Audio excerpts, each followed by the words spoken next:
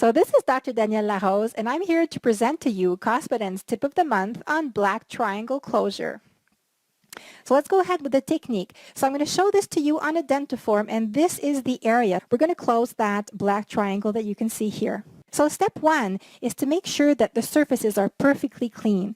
You can create a slight bevel if necessary, but the most important thing is that the enamel be really squeaky clean to make sure that the etch will clean well and that the composite will adhere perfectly. So you can use a ProfiJet or micro etch on the interproximal and make sure you go all the way to the lingual. Step two would be to roughen the surface or bevel it very lightly. And for this, you can use a diamond burr or you can use some discs. So maybe a rough disc would work too. Just make sure you can actually get to the interproximal area. Step three is to protect the adjacent tooth. And I marked with a lead pencil the area that I beveled very lightly. Step four would be to etch past the prepared area. So past that bevel, make sure you etch all the way because you never know where the composite is actually going to stop. Step five would be to apply your favorite bonding agent. My favorite one presently is MPA from Clinician's Choice. Choose the ideal BioClear matrix. They're made by Dr. David Clark, and in this situation, we're going to be using the incisor distal for our lateral. Notice that the BioClear matrix has a curved shape that really helps close the diastemas. Now the materials that we're going to use for this are microfill flowable and regular body microfill also in the body shape of the tooth.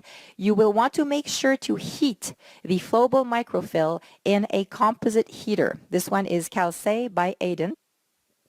So once your composite is nicely heated and you have removed the Teflon tape, you want to fill the lingual part of your matrix with the flowable composite, and you really have to make sure that you leave some space for the regular body microfill on the facial area. And I'm really holding the matrix very tight with my finger explorer. You want to hold it really tight against the tooth so there's no leakage underneath the matrix. Once you light cure that, go check the lingual. As you can see here, the lingual is perfectly sealed with the composite. If ever you have a little void or something, just add some extra flowable, place the matrix tight, and light cure again. Then you're going to remove your matrix. So once the matrix is removed, you can notice a beautiful interproximal shape, and we do have some space left for our regular body microfill. Step 9 is to place the regular body microfill on the facial surface, and I like to use the IPC or the IPCT instrument to sculpt that in place. Then I enjoy using number 3 brush from Cospadent to smooth the surface and really blend the composite to the enamel. Notice the smooth aspect before the final light cure and the beautiful interproximal shape.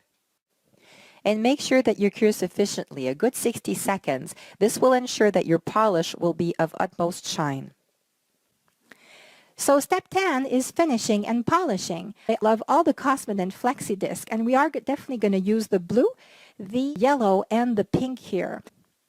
So as you can see here, these discs really have a beautiful flex.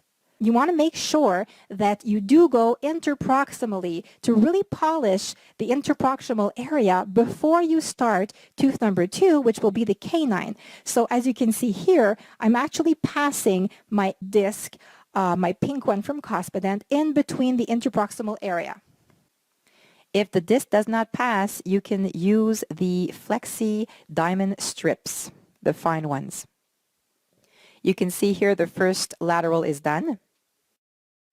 Now we're going to repeat the steps on the adjacent tooth, but as I said before, we're going to go very quickly, and I'm going to give you a few extra tips instead.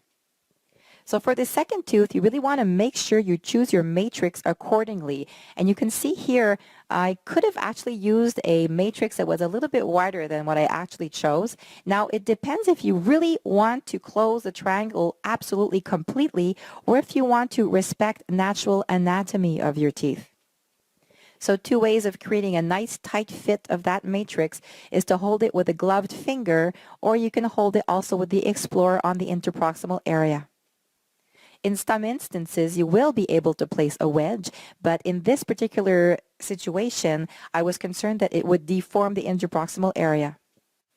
Now you might be wondering why I add the regular body microfill on top of the flowable.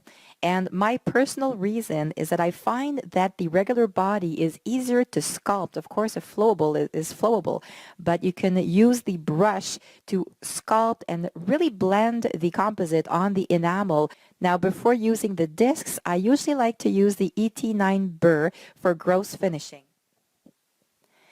And this is the picture of the Flexi Diamond Strip. I always finish with that a little bit sub-gingivally to make sure that it's really very, very smooth. For the final polish on top, I find that Cospedent's Nano polishers really get in the interproximal shape. There's some points, some interproximal points also that really go well in those situations. So as you can see here, and as you will see in your real life cases, there's not an overhang in sight. This is super smooth. The floss will not catch, and this will ensure gingival and periodontal health. So there you go. This was Cospedent's tip of the month on black triangle closure using